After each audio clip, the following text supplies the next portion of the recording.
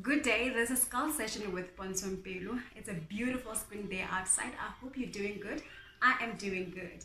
And because today is a Friday, we're going to be short and sweet. Today's topic, white wedding versus traditional wedding. There's a reason why I titled this topic the way I did, because I wanted you to understand what we are going to talk about. And it's so funny that you've decided that one is a traditional wedding and the other is a white wedding, when in essence they both are traditional weddings. I've had interesting chat around this topic where people are saying it's a westernized ceremony on one day and a traditional ceremony on a different day. So I decided, let me share what I think, step away, let you have clearer thoughts, and we can chat more. Yeah. So a white wedding is a traditional semi or formal wedding that originate in Britain. And on a day of the wedding, the traditional English bride wears a white gown and her groom wears a suit. Well, in a traditional African wedding, what happens is that we focus more on the married couple's heritage. We infuses the two cultures. If a Soto marries a Soto, then it's one culture, but if a Soto marries a Xhosa, then it's two different cultures, and we incorporate the two cultures.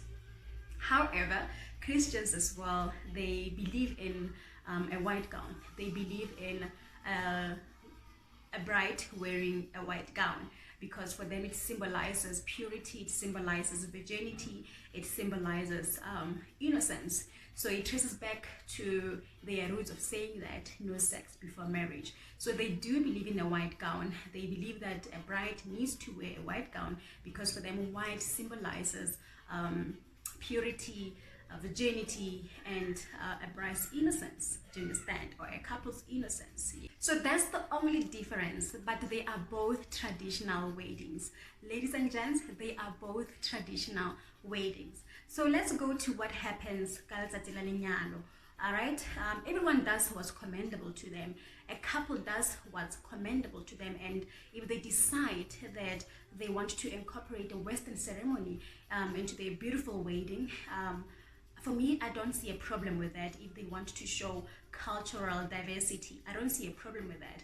But it becomes questionable if a couple does that only to show, a sign of wealth, if they want to have status, if they want to gain recognition, if they want to be recognized. For me, it becomes questionable. Do you understand? I always say that there is really nothing wrong with speaking English. It only becomes questionable if an African feels they are human enough if they speak English. If it makes an African devalue who they are, their culture and beliefs, then it becomes questionable speaking English. You understand? So similarly, if a couple decide on a Western ceremony only because they want to gain status, they want to be respected, they want to be recognized, then it becomes questionable to an extent where you hear parents say, "Na ngwana ke khatso mo tang gantlo a sa apara mosusu o moshweu, batho ba tla reng ka tradition fela, batho ba tla reng." Wa ntlhalanya? It really is a shame to think that the only way to gain respect, to gain recognition, to gain status, to show sign of wealth is through practicing a foreign culture. It's a shame to think that for you to feel human enough, to feel your human existence, is through practicing a foreign culture. It's a shame to choose a foreign culture over who you are, over practicing your own culture. Do you understand? It's a shame not to see the uniqueness in being black, not to see the beauty in being black. Listen, we have been stripped of our identity, and unfortunately South Africans right now don't have Ubuntu anymore, and our true heritage has always been about Ubuntu,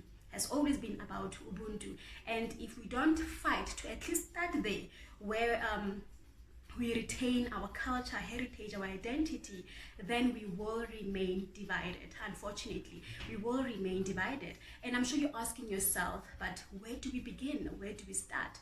You start with yourself. Start here in the mind. Change your mindset. Embrace being African. Embrace being black. Do you understand? If we don't do that, unfortunately, this will string out from generation to generation.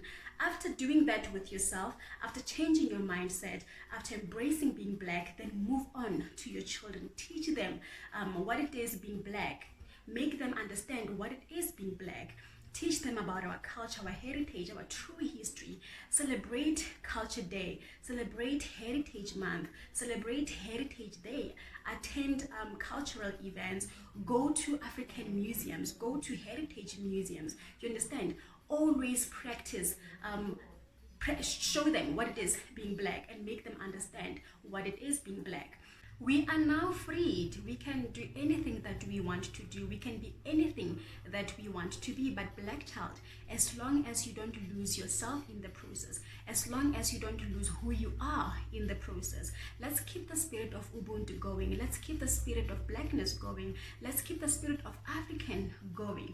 That's it from me, sweet and short. My name is Pontsho Mpelo, and this was our episode 3, brought to you by Skull Session. Please, let's hear what you want to say on all our social platform. On Instagram, skull.session, on Facebook, Skull Session, and YouTube, Skull Session with Pontsho and Dumza. Please like, share, and also subscribe on our YouTube channel.